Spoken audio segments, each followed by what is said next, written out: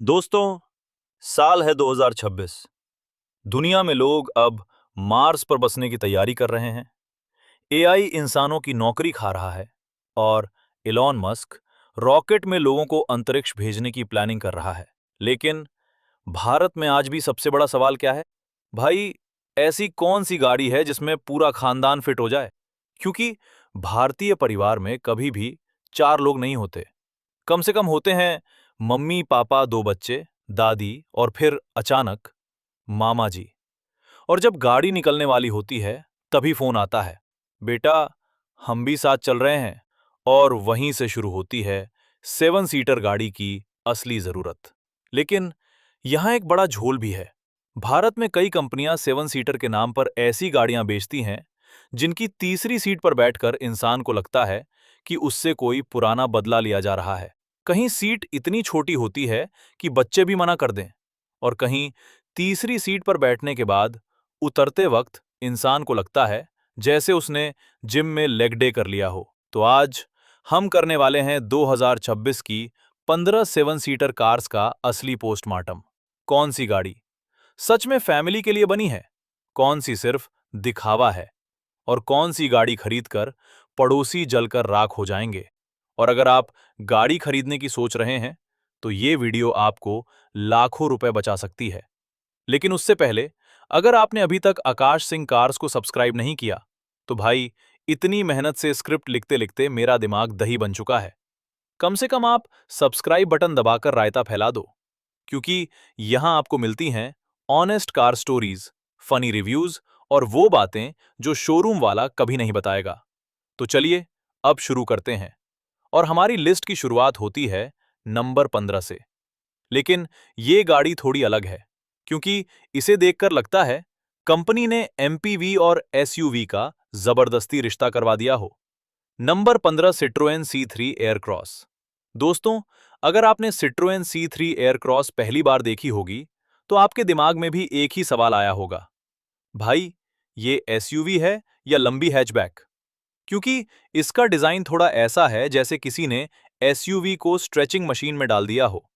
लेकिन इस गाड़ी का सबसे बड़ा हथियार है इसका स्पेस। भाई, इसकी थर्ड रो इतनी बड़ी है कि यहां बच्चे ही नहीं, एडल्ट भी बैठ सकते हैं। और ये बात आजकल बहुत कम गाड़ियों में मिलती है। अब आते हैं इंजन पर। इसमें मिलता है 1.2 लीटर टर्बो पेट्रोल इंजन। और ये इंजन छोटा जरूर है, लेकिन सरप्राइजिंगली काफी पंची है। सिटी ड्राइविंग में ये गाड़ी बहुत स्मूथ लगती है। लेकिन अगर आपने इसमें पूरा खानदान बैठा दिया और फिर सोचा चलो ओवरटेकिंग करते हैं, तो गाड़ी आपको हल्का सा रिमाइंडर देगी, भाई मैं फरारी नहीं हूं। लेकिन इसकी राइड क्वालिटी कमाल है। सस्पेंशन इतना सॉफ्ट है कि गड्ढे भी कभी कभी कंफ्यूज हो जाते हैं, हम थे भी या नहीं। लेकिन अब आता है इसका सबसे बड़ा प्रॉब्लम, फीचर्स। आजकल 10 लाख की गाड़ियों में भी 360 camera ventilated seats, ambient lights मिल जाते हैं। लेकिन सिट्रोएन यहां थोड़ी कंजूसी कर देती है। मतलब गाड़ी कंफर्टेबल है, लेकिन गैजेट्स लवर्स को थोड़ा डिसअपॉइंटमेंट होगा। तो अगर आपको चाहिए स्पेस, कंफर्ट, यूनिक डिजाइन, तो ये गाड़ी इंटरेस्टिंग ऑप्शन हो सकती है। लेकिन अगली गाड़ी की कहानी इससे भी ज्यादा मजेदार है, क्योंकि उस गाड़ी को देखकर लोग कहते हैं ये गाड़ी नहीं, चलता फिरता लोहे का टैंक है। और गांवों में तो उसकी इज्जत प्रधानमंत्री से कम नहीं होती। Number 14, Mahindra Bolero neo. दोस्तों, अगर भारत के गांवों में कोई गाड़ी सच्चा वीआईपी स्टेटस रखती है तो वो है महिंद्रा बोलेरो। और बोलेरो नियो उसी कहानी का थोड़ा मॉडर्न वर्जन है। ये गाड़ी देखकर आपको लगेगा कि महिंद्रा ने एसयूवी नहीं बनाई, बल्कि लोहे का चलता फिरता लॉकर बना दिया। इसका डिजाइन सिंपल है, लेकिन रोड प्रेजेंस बहुत स्ट्रांग है। अब इंजन की बात करते हैं। इसमें मिलता है 1.5 लीटर डीजल इंजन। और ये इंजन स्पीड के लिए नहीं, बल्कि टॉर्क के लिए बना है। मतलब अगर रास्ते में कीचड़ कच्चा रास्ता या आधा टूटा पुल मिल जाए तो बोलेरो नियो कहती है, चिंता मत करो, मैं हूं। लेकिन अब सच भी सुन लो, कंफर्ट के मामले में ये गाड़ी थोड़ी ओल्ड स्कूल है। थर्ड रो में जो साइड फेसिंग सीट्स हैं, उन पर बैठकर इंसान को लगता है जैसे वो आर्मी ट्रक में सफर कर रहा हो। और अगर रास्ते में बड़े बड़े गड्ढे आ जाएं, तो आपकी स्पाइन आपको याद दिलाएगी कि आप जिंदा हैं। लेकिन इसकी रिलायबिलिटी इतनी लेजेंडरी है कि लोग कहते हैं बोलेरो खरीदो और भूल जाओ। 10 से 12 साल आराम से चलती है, मेंटेनेंस भी बहुत कम। इसीलिए आज भी गांव, छोटे शहर और गवर्नमेंट डिपार्टमेंट्स में बोलेरो का राज है। लेकिन अब जो गाड़ी आने वाली है, उसने तो सच में बजट सेगमेंट में क्रांति कर दी थी। क्योंकि जहां लोग हैचबैक खरीदते हैं, वहां इसने 7 सीटर दे दी। और उस गाड़ी का नाम है नंबर 13 पर रेनो ट्राइबर। अब जो गाड़ी आने वाली है, उसे देखकर पहली बार हर इंसान यही सोचता है, इतने कम पैसों में 7 सीटर, कहीं कंपनी मजाक तो नहीं कर रही? और सच बताऊं, जब रेनो ट्राइबर लॉन्च हुई थी, तो पूरे ऑटो मार्केट में हलचल मच गई थी। क्योंकि जहां बाकी कंपनियां 8 लाख में भी ढंग की हैचबैक नहीं दे रही थी, वहीं रेनो ने बोला, लो भाई, 7 सीटर ले जाओ। और बस, मिडिल क्लास परिवारों के दिल में सीधे एंट्री हो गई। ट्राइबर का डिजाइन भी बुरा नहीं है। फ्रंट से देखने पर यह छोटी एसयूवी जैसी लगती है। लेकिन असली जादू शुरू होता है इसके स्पेस मैनेजमेंट से।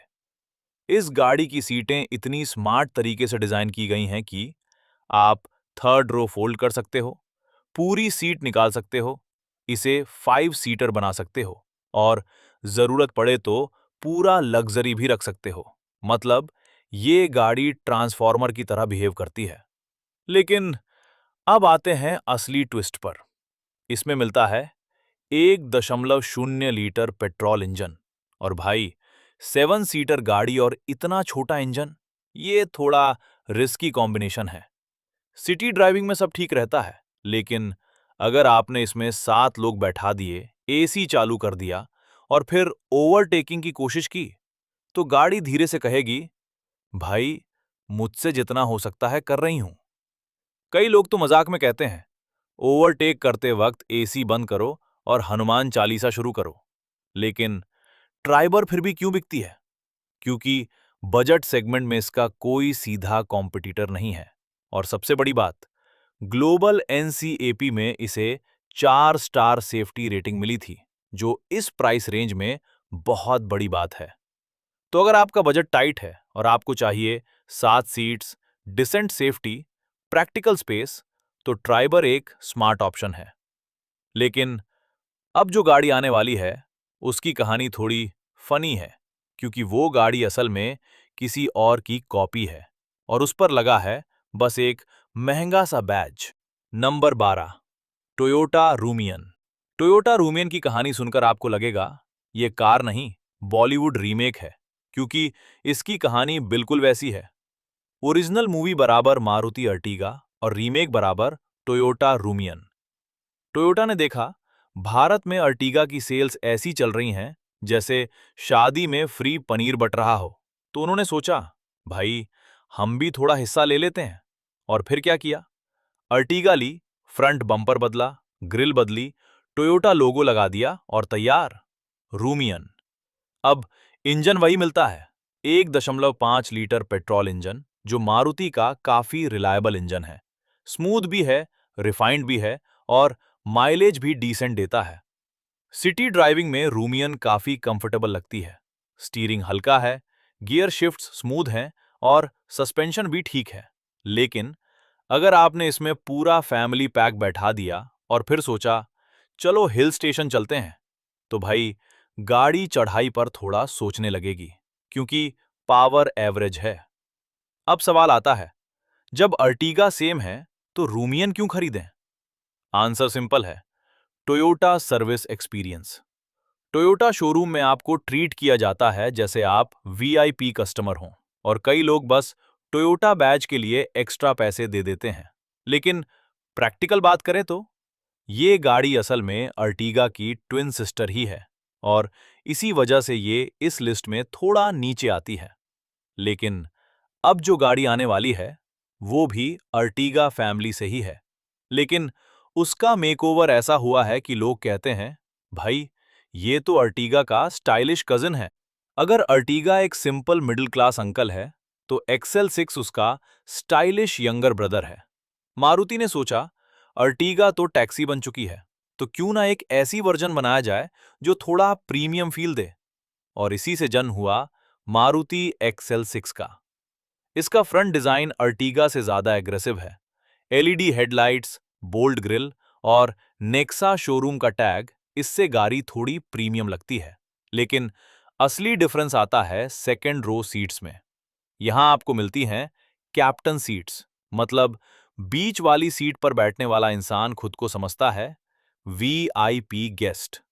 लॉन्ग ड्राइव्स में ये सीट्स काफी कंफर्टेबल है। अब इंजन की बात करें, इसमें वही मिलता है 1.5 litre petrol engine, smart hybrid system.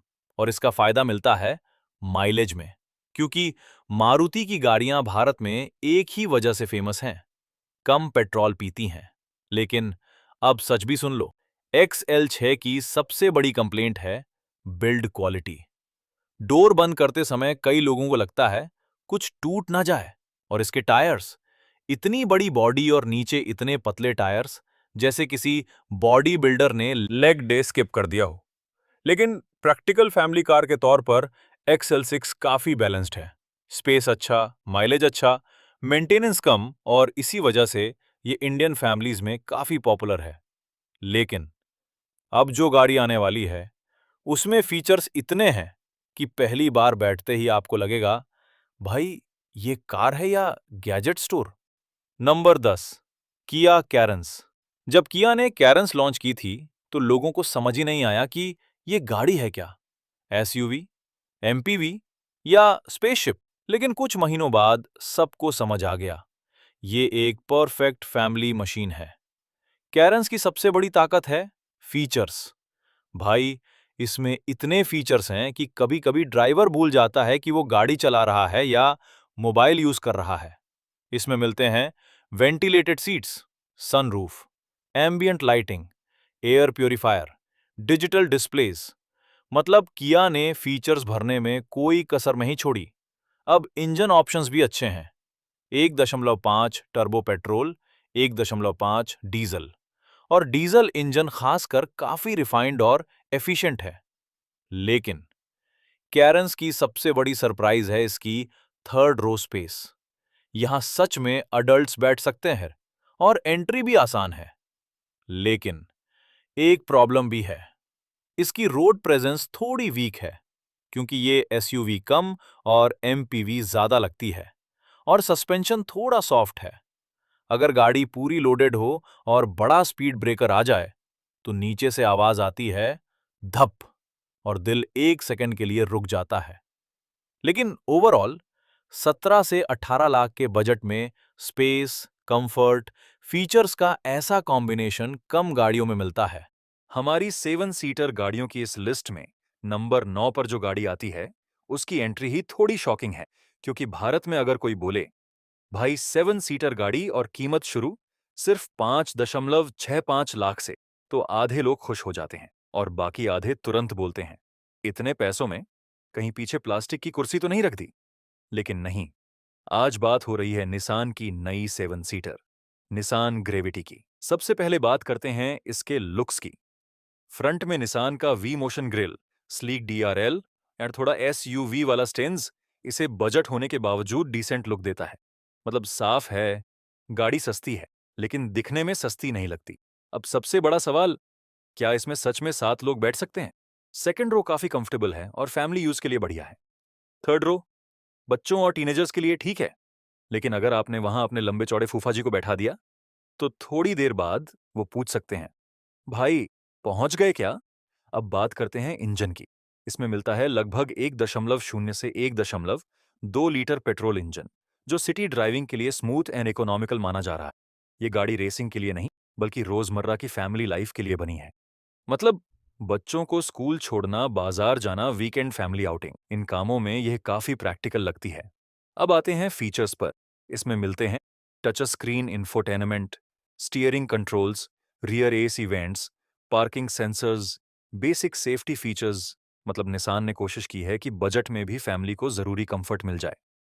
लेकिन एक छोटी सी सच्चाई भी सुन लो, अगर आप इस प्राइस में सनरूफ, 360 कैमरा और डिस्को लाइट्स ढूंढ रहे, तो भाई थोड़ा ज्यादा सपना देख रहे हो, क्योंकि ग्रेविटी का फोकस लग्जरी नहीं, अफोर्डेबल फैमिली स्पेस है।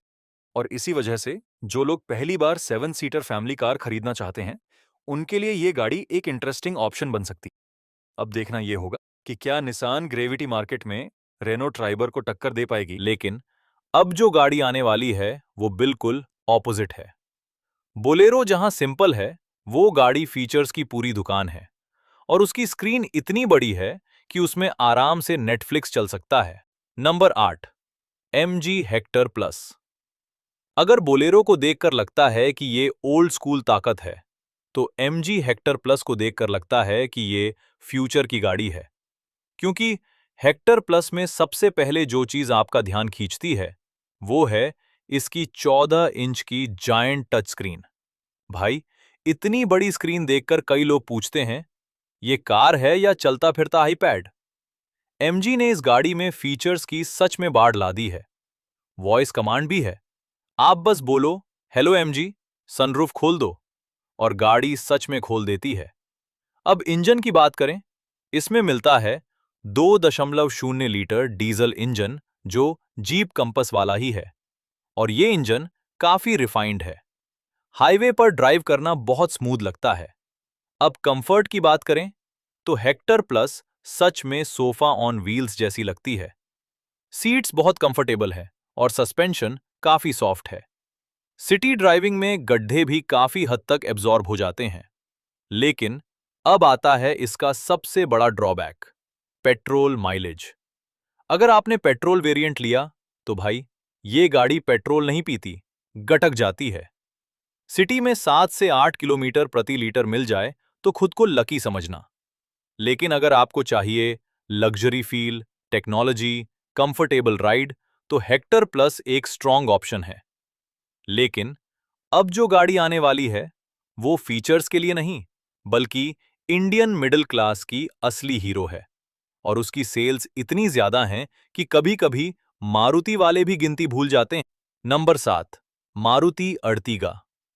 अगर भारत में किसी गाड़ी को फैमिली का असली मेंबर कहा जा सकता है, तो वो है मारुति अर्टिगा। ये गाड़ी इतनी कॉमन हो चुकी है कि कभी-कभी लगता है भारत की हर तीसरी गली में एक अर्टिगा खड़ी है। ओला, उबर, टैक्सी, फैमिली कार, सब जगह। और इसका कारण बहुत सिंपल है, वैल्यू फॉर मनी। इसमें मिलता है 1.5 लीटर पेट्रोल इंजन और साथ में CNG ऑप्शन भी। अब CNG वाला अर्टिगा चलाना कई लोगों को ऐसा लगता है जैसे गाड़ी फ्री में चल रही हो। माइलेज इतना अच्छा है कि कई ड्राइवर्स कहते हैं, भाई पेट्रोल से ज्यादा तो हम चाय पी लेते हैं।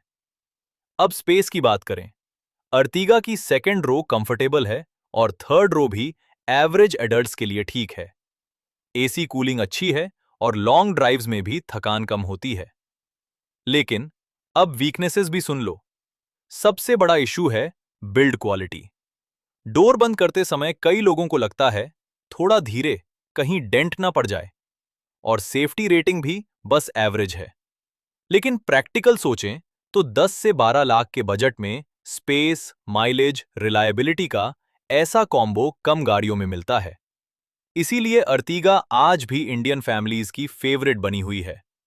लेकिन अब जो गाड़ी आने वाली है, वो अर्टिगा से बिल्कुल ऑपोजिट है। जहां अर्टिगा सिंपल है, वो गाड़ी है प्योर एटीट्यूड। और उसका नाम सुनते ही कई लोग कहते हैं, भाई रास्ता दे दो। Number 6, Mahindra Scorpio classic. अगर भारत की सड़कों पर किसी गाड़ी का भौकाल सबसे ज्यादा है, तो वो है महिंद्रा स्कॉर्पियो। और स्कॉर्पियो क्लासिक उसी लेगेसी का मॉडर्न वर्जन है। इस गाड़ी को लोग कंफर्ट या फीचर्स के लिए नहीं खरीदते, लोग इसे खरीदते हैं एटीट्यूड के लिए। काली स्कॉर्पियो, काले शीशे और तेज बजते गाने, ये कॉम्बिनेशन भारत में एक अलग ही लेवल का स्वैग बन चुका है। अब इंजन की बात करें, इसमें आता है 2.2 litre M Hawk diesel engine, और ये इंजन टॉर्क मशीन है। एक्सेलरेशन देते ही गाड़ी में एक रॉ पावर महसूस होती है। हाईवे ड्राइविंग में भी ये काफी स्ट्रॉन्ग लगती है। नंबर 5 पर आती है एक ऐसी 7 सीटर गाड़ी जिसे देखकर कई लोग कहते हैं, भाई ये फैमिली कार भी है और थोड़ा स्टेटस सिंबल भी। जी हाँ, बात हो रही है Hyundai अल्कज़ार की। सीधी भाषा में समझो तो अल्कज़ार ऐसी गाड़ी है जो कहती है पूरा परिवार भी बैठेगा और पड़ोसी भी थोड़ा जलेंगे। पहली नजर में अल्काजार को देखो तो साफ समझ आता है कि ह्युंडई ने इसे थोड़ा प्रीमियम फील देने की पूरी कोशिश की है। फ्रंट में बड़ा सा dark Chrome grill, stylish LED lights और लंबी बॉडी इसे क्रेटा से ज्यादा शानदार लुक देती है। मतलब अगर क्रेटा कॉलेज का स्टाइलिश लड़का है तो अल्काजार उसका सूट बूट वाला बड़ा भाई। अब आते हैं सबसे जरूरी सवाल पर, क्या इसमें सच में 7 लोग आराम से बैठ सकते हैं? सेकंड रो काफी कंफर्टेबल है और लॉन्ग ड्राइव में बढ़िया लगती है। थर्ड रो भी यूजेबल है, बच्चे तो आराम से बैठ जाएंगे। लेकिन अगर आपने वहां अपने 6 फुट वाले ताऊजी को बैठा दिया तो थोड़ी देर बाद वो जरूर पूछेंगे, भाई अभी कितना रास्ता बाकी है? अब बात करते हैं इंजन की। अल्काजार में मिलते हैं 1.5 टर्बो पेट्रोल, 1.5 डीजल। दोनों इंजन्स काफी स्मूथ और रिफाइंड हैं और हाईवे पर गाड़ी काफी स्टेबल महसूस होती। अब आते हैं उस चीज पर जिसमें Hyundai हमेशा आगे रहती है, फीचर्स। अल्काजार में मिलते हैं panoramic sunroof, ventilated seats, digital cluster, big touch screen, Bose sound system. मतलब रात में ड्राइव करो तो अंदर का माहौल ऐसा लगता है जैसे मिनी लग्जरी लाउंज चल रहा हो। लेकिन अब जो गाड़ी आने वाली है, उसका नाम सुनते ही कई लोगों के चेहरे पर मुस्कान आ जाती है, क्योंकि वो सिर्फ गाड़ी नहीं, एक लेजेंड है। Number 4, Tata safari. दोस्तों, भारत में कुछ नाम ऐसे हैं जो सिर्फ प्रोडक्ट नहीं, इमोशन होते हैं, और उन्हीं नामों में से एक है टाटा सफारी। पुरानी सफारी का नाम सुनते ही 90 के दशक और 2000 के दशक की यादें ताज़ा हो जाती हैं, और अब नई सफारी पूरी तरह मॉडर्न अवतार में वापस आई है। रोड प्रेजेंस कमाल। ब्लैक सफारी सड़क पर निकले तो कई छोटी एसयूवीज खुद साइड दे देती हैं। अब इंजन की बात करें, इसमें मिलता है 2.0 लीटर क्रायोटेक डीजल इंजन जो काफी पावरफुल है। हाईवे पर ड्राइव करते समय गाड़ी बहुत स्टेबल महसूस होती है और एक्सेलरेशन भी स्ट्रांग है। अब सेफ्टी की बात करें तो टाटा यहां सबसे ज्यादा सीरियस है। सफारी को मिली है 5 स्टार सेफ्टी रेटिंग। मतलब फैमिली सेफ्टी के मामले में ये एसयूवी काफी भरोसेमंद है। इंटीरियर भी काफी प्रीमियम हो गया है। Big touch screen, digital instrument cluster, panoramic sunroof, JBL sound system, सब कुछ मॉडर्न फील देता है। लेकिन अब सच भी सुन लो, टाटा की सबसे बड़ी कंप्लेंट क्या है? Electronics.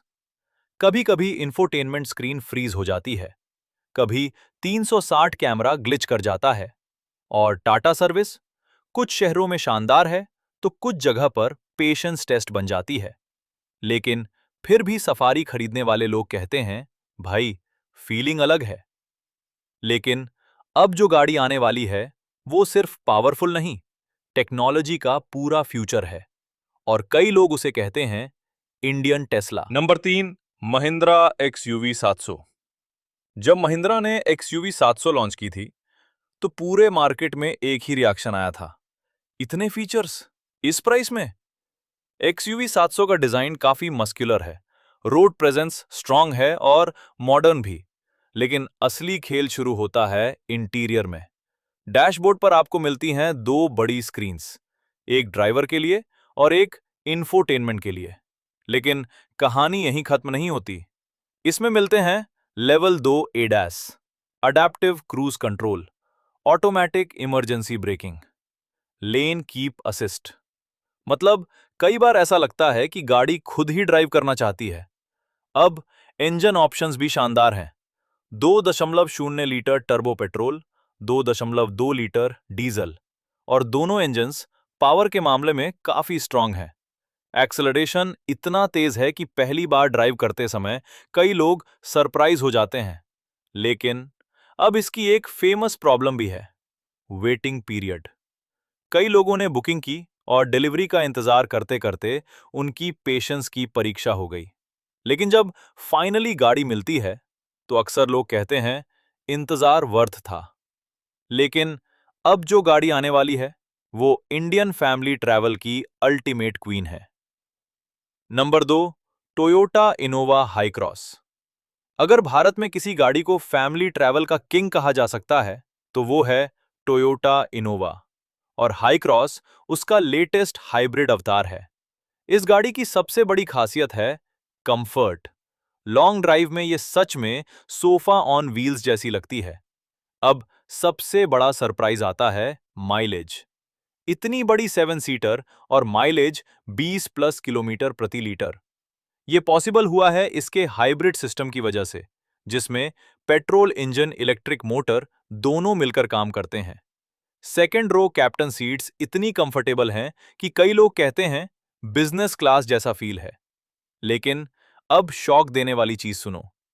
Top model price 35 lakh के आसपास, और इतने पैसे देने के बाद भी कुछ जगह प्लास्टिक क्वालिटी देखकर थोड़ा डिसअपॉइंटमेंट होता है।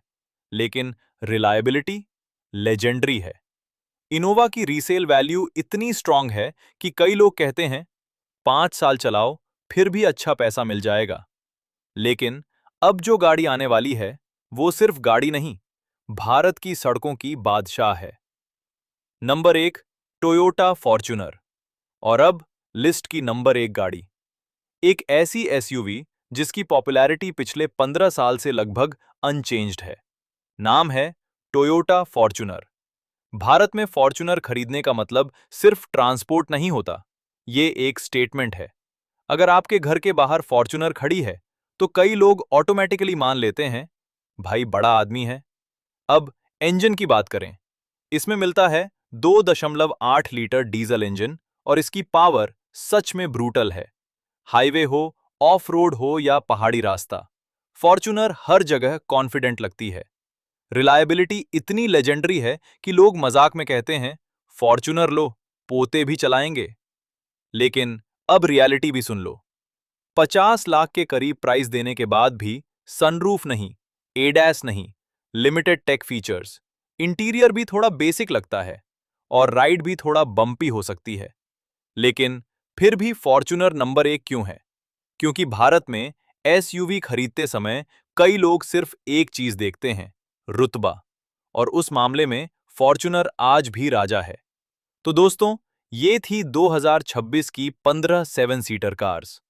अब सवाल आपसे है, अगर आपको इनमें से एक चुननी हो तो आप कौन सी लोगे? फॉर्च्यूनर का रुतबा, इनोवा का कंफर्ट या एक्सयूवी 700 की टेक्नोलॉजी? कमेंट में जरूर बताना।